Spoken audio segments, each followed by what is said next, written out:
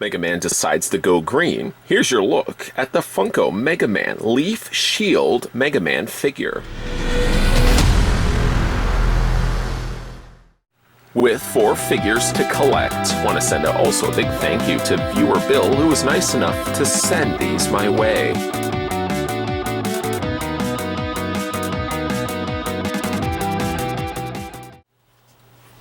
To get this review underway, we're going to measure off how tall Mega Man is. And I'm assuming that all the Mega Men are probably going to be the exact same height. We'll know, of course, when we get to eventually reviewing all of them. What just happened there? I guess I didn't hit the hold button. I was getting too distracted talking to you guys, as I certainly love doing. Let's try that again. According to the Ultra Measure-Tron 5000, the figure stands 4.6 inches in height, which in centimeters. Let's do that right now. Centimeters, you're looking at the figure being 11.8 centimeters tall. From what I can tell, it's a one-wave series. I don't know if they've actually done more series to the Mega Man line. I certainly hope they do. But the 4 figures in this line consist of Leaf Shield Mega Man, regular Buster Cannon Mega Man, Thunderbeam Mega Man, and Dr. Wily. And during my opening box of all the goodies that Bill sent my way and actually looking it up, Thunderbeam Mega Man was actually the weapon that you inherit after you beat Elect Man. I didn't know that. So, Elect Man. This is not obviously Elect Man's stage. This is Woodman stage, in which Mega Man actually acquires the Leaf Shield after defeating him. I think even when I had done the unboxing, the Bill box that he had sent my way, I might as well just call it the Bill box. Actually, inside, I might have, when I pulled the figures out, I might have even said Woodsman. It's actually Woodman that Mega Man beats to acquire the Leaf Shield. And what does that also acquire for Mega Man? Certainly a color change. Going green, if you will. Mega Man is sporting now primarily a white body, and then all like the accents, like his trunks, his gloves, or his Buster Cannon, and then of course his boots, are all green, including his head sculpt. Now, I think the heads are going to be the exact same from Mega Man to Mega Man, so really what you're essentially getting here is just a swap of different colorful paint in all like those areas that I had mentioned. He does come with a couple of different interchangeable options, only really for his hands. Now, you can, for example, he has a closed fist on this hand, but he does also come with just an open, dramatic hand as well. It's simply just a case of detaching it from the forearm. There we go. And he has a big bulbous ball joint, or not even so much a ball joint, it's just more a peg. And you just attach the hand in place, and he has this. I kind of like this, to be honest, more than the closed fist. That's just personally my preference. And then also you can remove his cannon arm, and that just detaches a little further up. And then there is a slightly different peg. It's actually a hinge peg, which is, I might really add very, very tight on this figure. And then you can attach the forearm, which gives you a brand new arm and also gives you a hand as well. And there is that look as well. The only thing, unfortunately, from what I can see omitted from all of these Mega Man figures is the actual ability. I don't know how they would have managed it, but I would love to have seen an actual leaf shield, even if it was just like a circular disc of plastic with like little leaves attached to it. Maybe if they had found like a display stand, which you could have put the figures on top of, and then the leaf shield could have tabbed in behind it, and then it would just gone around Mega Man.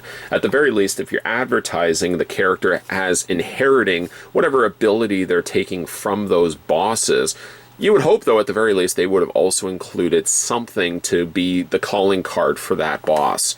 Still, despite for the fact that he doesn't come with a leaf shield, I must say the Mega Man himself looks really good. This is a small touch, but I really like that there's this kind of smudging of brown paint that's actually just underneath his eyes. It just gives a little something extra to Mega Man's face.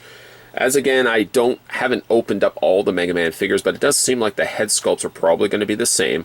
The bodies are likely going to be the same, and I think it's just going to be, once again, the coloring that's going to vary from figure to figure. Really, as an also nice touch, too, they've sculpted these in on the undersides of his feet, something which he really didn't necessarily have didn't necessarily need to have, because you're really going to be standing the figure on a shelf like this. Again, really happy, very, very happy with how the head sculpt turned out. Funko really wasn't going to pinpoint as a definitive company to really handle a Mega Man property, but I mean, if this is a setting bar for what we're going to be getting for potentially future waves. As far as I know, we're only going to be getting so far one wave. I think is the only one that is out right now. There may be other waves. I don't, again, really know, because I never really saw any of these at my local. I think they were available in EB Games and GameStops and stuff like that. But he's a very neat, detailed looking Mega Man. Shy for, the stuff I've already mentioned. I kind of wish he had the leaf shield, but I don't want to keep talking necessarily about that. The paint's pretty clean. I mean, areas in which yellow and white on a figure tend to get a little sloppy at times. I can safely say that it's not terribly applied on Mega Man. Paint, obviously, such as the white, is going to... It's a no-brainer that the white is going to go and get stuck in these little areas in which the joints reside. I don't know if that's what's causing the problem with these arms, because I find like the elbows are extremely tight and hard to bend. Being also that the fact that these are such small pegs, the last thing I certainly would want to be doing is applying a lot of pressure to these and then breaking off. In fact, actually even like bending the leg, I feel like the peg is giving way before the hinge is giving away, if that makes any sense. So let's look at this guy's posability. Now his head rotates all the way around. It seems as if it is on a ball joint, a very big, obvious ball joint, actually, now that I look at it. Hinges back and forth, and also hinges up and down, and you can rock it back and forth. And there's Mega Man's head. Nice, big ball joint to work with. The arms rotate all the way around, and they also hinge out. Luckily, the hinges on the legs seem the most forgiving. Unfortunately, I can't say the same for the elbows, and I can't say the same for the knees, both of which are extremely... There we go, there's one. I've just been kind of very carefully bending these and just kind of wiggling them back and forth until eventually the joints give way, and not give way in a necessarily a bad way either. The elbows do have a hinge joint, but like I said, the hinges are just really tight on these figures, almost making it impossible to bend them. I'll probably have to maybe submerge the figure in a little bit of possibly some like hot water just to kind of loosen these up a little bit. They do rotate at the forearms, and the hands also rotate. He does have a waist swivel. Legs go forward, legs go back and out. He does have the aforementioned bend in the knee, which is kind of tricky to do. And then he also seems to have a ball joint as well. Judging by how much these feet be able to move back and forth, and like I said, up and down, my guess is that Mega Man here is sporting some rather nice ball joints in his feet. And there is Leaf Shield Mega Man. A figure line that I always really wanted to get, and short of actually just going out online and unfortunately sourcing out something at probably a much more hiked up price point, I haven't been able to find these at all at local retail stores. Luckily, viewer Bill, somehow, I don't know how, maybe witchcraft, was able to acquire not only this one, but he was also able to pick up Thunderbeam Mega Man and Dr. Wily, all of which are figures that we're going to be having a look at in upcoming reviews. So, the Leaf Shield Mega Man ended up being a decent enough looking figure. I kind of was a little apprehensive of the idea that Funko would be handling a Mega Man property, but then I had to remind myself that Funko handled the Disney Afternoon figures rather well. Why not Mega Man? It's not that much of a stretch.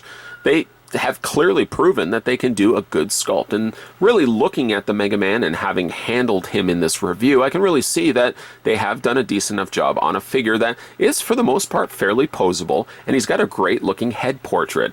The big only real negatives to this line from what I can see so far is the fact that they seem to just simply reuse the mold from each Mega Man release.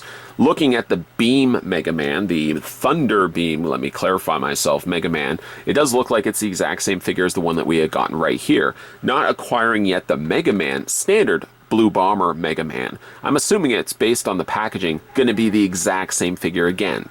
So ultimately, what you're really getting is just the exact same figure, just with a different coat of paint, which kind of ties into one other problem that I have with this line. As good as it is, as great as these figures look, if really Mega Man is defeating any of the level bosses and acquiring their abilities and being marketed as the toy for that version of Mega Man, you would think at the very least the boss calling card would have been included with Mega Man. Things like the Mega Buster Mega Man or just the regular Blue Bomber Mega Man could have easily just had an attachment, a projectile that could have come out from his gun. Same thing also for the Thunder Beam Mega Man. Could have had the electricity as something that you attach to his cannon. Leaf Shield, I understand, is going to be a little bit of a trickier workaround because it literally would have to be a ring of leaves working as a shield that would work around Mega Man. Again, they could have figured that out as just something that would be attached to a base and just kind of circle around Mega Man. It would involve, of course, some additional plastic. Maybe the cost of the figures would go up as a result of it. But I really do think that if you are marketing these as the boss versions of Mega Man, at the very least, you should include the accessories to make them a little bit closer to the way that Mega Man is in the game when he plays with those weapons. Either way, though, if you guys are interested in picking these up for yourself, now I haven't been able to find these at local retail stores. I think at one point they were available at EB Games and GameStops, but anytime I've gone to my local EB Games, I haven't been able to find them. So if you've been able to find this Mega Man or the entire line of Mega Man figures, let me know down below where you were able to find these. We're going to have a look at the rest of the Mega Man figures. The Thunder Beam and Dr. Wily will be both coming up in future reviews. Make sure you hit that little subscribe button and turn on your bell notifications to guarantee that when new videos are coming onto this channel, you'll never miss out.